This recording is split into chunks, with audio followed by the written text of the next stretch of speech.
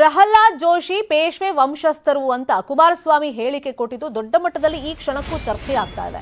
ಕುಮಾರಸ್ವಾಮಿ ಹೇಳಿಕೆಗೆ ಪ್ರಹ್ಲಾದ್ ಜೋಶಿ ಕಿಡಿಕಾರಿದ್ದಾರೆ. ಅಪ್ರಬುದ್ಧ ಹೇಳಿಕೆಗೆ ನಾನು ಉತ್ತರನೇ ಕೊಡಲ್ಲ ಅಂತ ಪ್ರಹ್ಲಾದ್ ಜೋಶಿ ಹೇಳಿದ್ದಾರೆ. ಮೋದಿ ಕೈ ಕೆಳಗೆ ಕೆಲಸ ಮಾಡೋದಕ್ಕೆ ನನಗೆ ಖುಷಿ ಇದೆ. ನಾನು ರಾಜ್ಯ ರಾಜಕಾರಣದತ್ತ ಬರೋದೂ ಇಲ್ಲ. ಮುಖ್ಯಮಂತ್ರಿ ಆಗುವಂತ ಪ್ರಶ್ನೆ ಮತ್ತೆಲ್ಲಿ ಉದ್ಭವ ಆಗುತ್ತೆ? ಹುಬ್ಬಳ್ಳಿಯಲ್ಲಿ ಪ್ರಹ್ಲಾದ್ ಜೋಶಿ ಅವರು ಸ್ಪಷ್ಟನೆಯನ್ನ ಕೊಟ್ಟಿದ್ದಾರೆ.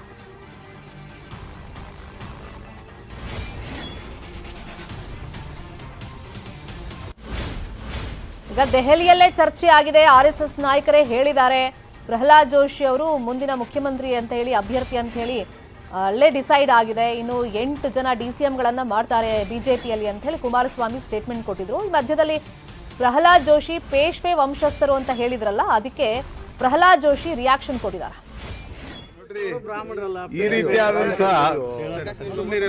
ಈ ರೀತಿಯಾದಂತಹ ಅಪ್ರಬುದ್ಧವಾದಂತಹ ಬಾಲಿಶ ಹೇಳಿಕೆಗಳಿಗೆ ನಾನು ಪ್ರತಿಕ್ರಿಯೆ ಕೊಡುವುದಿಲ್ಲ. ನಾನು ಮುಖ್ಯಮಂತ್ರಿ ಆಗ್ತೀನಿ ಅನ್ನೋದ್ರ ಬಗ್ಗೆ ತಾವೇನು ಪ್ರಶ್ನೆ ಕೇಳಿದರೆ ನಾನು ಇಷ್ಟ ಹೇಳಲಿಕ್ಕೆ ಬಯಸ್ತೇನೆ.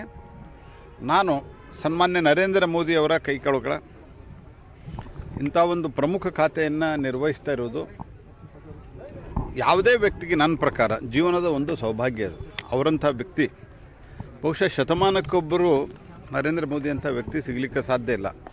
ಅವರ ವಿಷನ್ನು, ಅವರ ಕರ್ತೃತ್ವ ಶಕ್ತಿ, ಅವರ ಚಿಂತನೆಯ ರೀತಿ, ಅವ್ರ ಬಡವರಿಗೆ ಬಗ್ಗೆ ಇರುವ ಕಳಕಳಿ, ಟೆಕ್ನಾಲಜಿ ಬಗ್ಗೆ ಇರುವಂಥ ಒಂದು ಹೊಸದನ್ನು ಕಲಿಬೇಕನ್ನುವಂಥ ತುಡಿತ, ಈ ರೀತಿ ಹಲವು ಸಂಗತಿಗಳು ನೋಡ್ಬೋದು. ಮತ್ತು ಜಗತ್ತು ಸ್ವೀಕಾರ ಮಾಡ್ತಾಯಿದೆ ಭಾರತದಲ್ಲಿ ಮೋದಿ ನೇತೃತ್ವದಲ್ಲಿ ಒಂದು ಬದಲಾವಣೆ ಆಗ್ತಾಯಿದೆ ಅಂತ. ಅಂತಹ ಒಬ್ಬ ಮಹಾಪುರುಷನ ಕೈಕೆಳಗೆ ನಾನು ಕೆಲಸ ಮಾಡ್ತಾ ಇದ್ದೇನೆ. ನನಗೆಲ್ಲಿ ಭಾಳ ಸಂತೋಷ ಇದೆ. I am extremely happy to work under Narendra Modi.